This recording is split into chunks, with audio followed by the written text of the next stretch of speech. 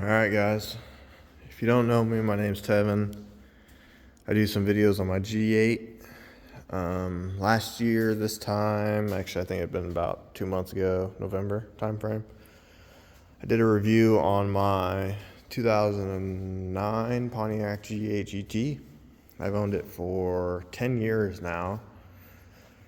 Pretty much, I've had the car for 10 years. I've driven it. Here, let me open the hood. That's what I was going to do.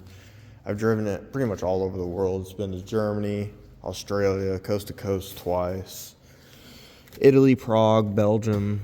I've been quite literally everywhere with this car, so it means a lot to me.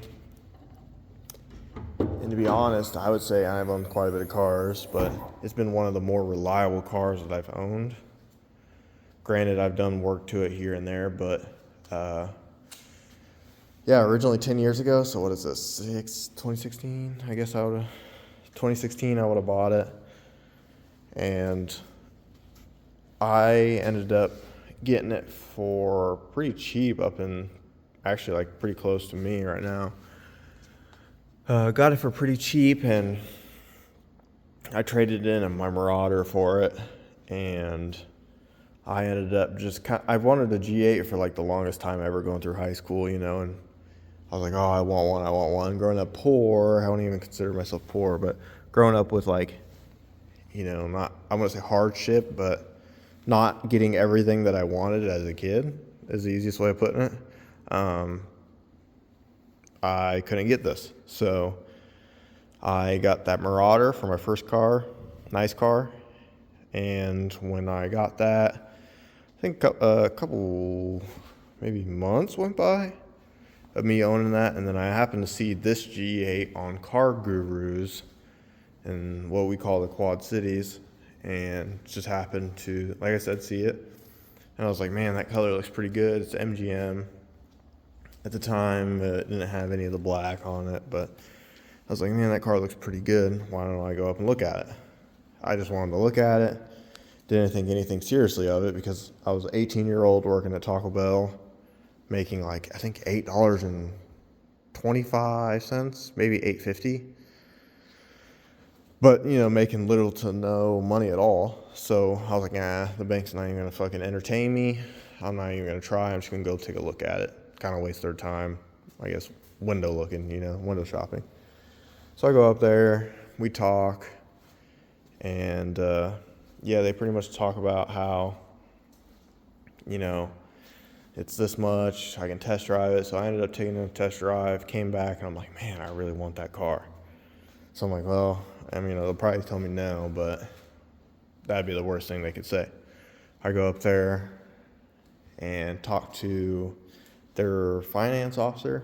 He's like, oh yeah, we're going to run your credit through, a bunch of companies. And I'm like, well, and I can't remember why, but I think my bank had just ran my credit for something, so they were able to pull my report previously, knowing that I hadn't gotten anything else, but pulled my report and said, hey, you're good to go as long as you trade that car in.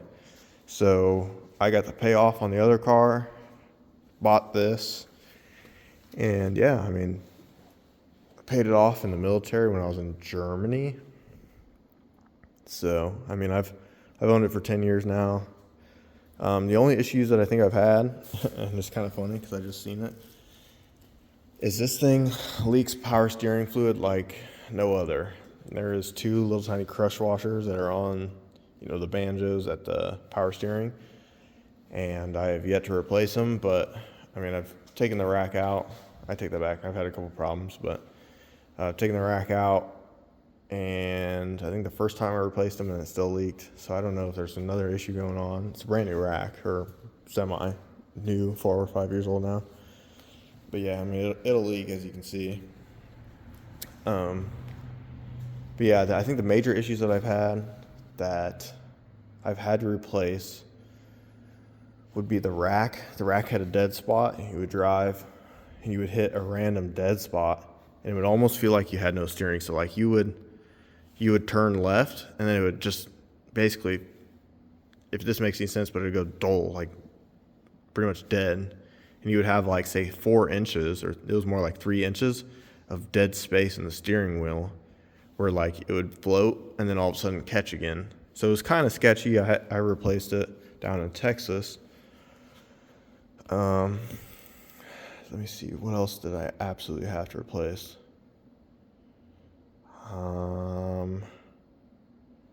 The rack got changed. I haven't done anything besides a converter with the transmission. The transmission still technically stock to a point. It's got a Camaro deep pan on it. So, I mean, I've replaced things, obviously, as you can see. The engine, I DOD deleted in 2018, right when I went into the military down in Texas. So, I mean, it's had a cam in it since then. I got a new engine now. The new engine was just because I was going higher boost numbers. It wasn't because something happened to it. Man, I really don't think I've had too many issues with this car.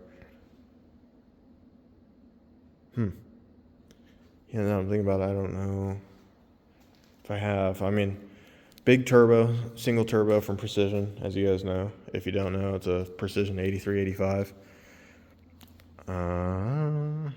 I've got, gauges in here. I've got a double dent in here. Oh, I guess here's another issue. So my headliner, as you can see, that's another big one. I mean, I guess you wouldn't consider it big, but the headliners in these things drop all the time. I have semi-appointment. I'll probably actually do it this year. So while, the season's going on, I'll probably take it over to this guy who does it, or maybe pull the headliner out. I've done pulled the headliner down one time, but maybe pull the headliner out, take it to him, and then he's going to redo it. I'm going to do Alcantara. But yeah, I mean, for the most part, I can't think of anything that I've had too many crazy issues with. Just the steering rack. I mean, that was a big safety issue, and I don't think I've ever seen. I think I've seen maybe one other person talk about it on the G8 page, and I think that as far as people go, like complaining about it and stuff, I talked him through it. So once I told him what it was, he's like, that makes plenty of sense. I didn't think about it like that. I thought it was something else, and then he ended up replacing the rack and fixed it. So, yeah, I mean, I guess I'll take you guys through the quick mods. It's an 8385 Precision Gen 2. It's a built block. Everything's forged in it. Holley ultra low intake, custom turbo kit. Obviously, I got a 60 power gate now. I used to have a 45 on here, but I had this modified. I put a 60 on. I was having some boost issues. Transmission is a stock 6L80 for the most part. It's got, I think, red clutches in it. And then I have a billet Circle D converter in here. Mishimoto radiator. This would be stock still, but I ended up cracking my old one when I towed this back, or when I towed this here. I have a Koza tubular front subframe. And yeah, so I think that cut some weight. I am getting ready. I've got, the gauges, like I said, double dent. In here is probably a pigsty right now. It's on the charger. But under here, in the spare tire well, I've got a onboard air system for my boost controller, boost, blah, blah, blah. I am getting ready to switch the car over to Turbo 400, fuel cell, and then I've got a Haltech R5 for this, along with the UC10. But yeah, I mean, pretty much, I talked about it on my last videos. Once again, if you haven't seen it, this is a UC10 dash. So this dash is going to come out. This is going to go in, and then a pretty much giant 10-inch LCD screen is going to go in and replace this. These are all going to go. And yeah, I mean, this car has been a solid car. If you're thinking about getting one, I recommend it. I haven't had too many issues or anything like that. Like I said, power steering being one of them, but that's pretty common. Another big one, and I guess this is considered a mod. So I have a tranny cooler on this car. I don't know if I think I can see it right there. Yeah, so you can kind of see it right there where it starts. A little hard too, but this is a tranny cooler. So on these with the stock radiators, you have two little prongs or two inlet outlet on the bottom of this, if I remember right, or yeah, inlet outlet. And for some reason, it's integrated together, so sometimes you might have the radiator burst or collapse, if you will, into the training line, and that effectively takes out your transmission. So, yeah, that's like another big leak that people have on these power steering lines and coolers and blah, blah, blah, blah, blah. I mean, you have a bunch of problems with that. But yeah, I mean, for the most part, it's been nothing but a good car to me. I've taken it to Germany, like I said, Italy. Over there, it's a big boat. Germans don't really like it because it's loud. At the time, I think I was NA and had, big cam, GXP mufflers, TSP headers with X-pipe all the way back. So it sounded good. It sounded mean. It was a little aggressive on cold starts. So, I mean, I can see why they didn't like it. But, yeah, I mean, for the most part, it did great over there. I didn't have any issues. Just big-bodied for over there, to be honest. And then, yeah, I mean, it's nothing but a good car. I mean, if this is something, I'm 6'3", so getting in and out of this car is pretty easy for me. With kids, I mean, I could put a car seat back here, no issues at all, And then, I mean, I've had just recently, it had been last summer, I think I had 4 people in here. I mean, we were four deep going. Actually, a couple times I had 4 or 5 people in here at a time. I mean, just going deep places. So it's awesome for, older guys that have, kids, and it's awesome for younger people that may or may not just absolutely love this thing to the brim with people. So I say if you guys want one, get one. If you can find one cheap, make sure you do your due diligence.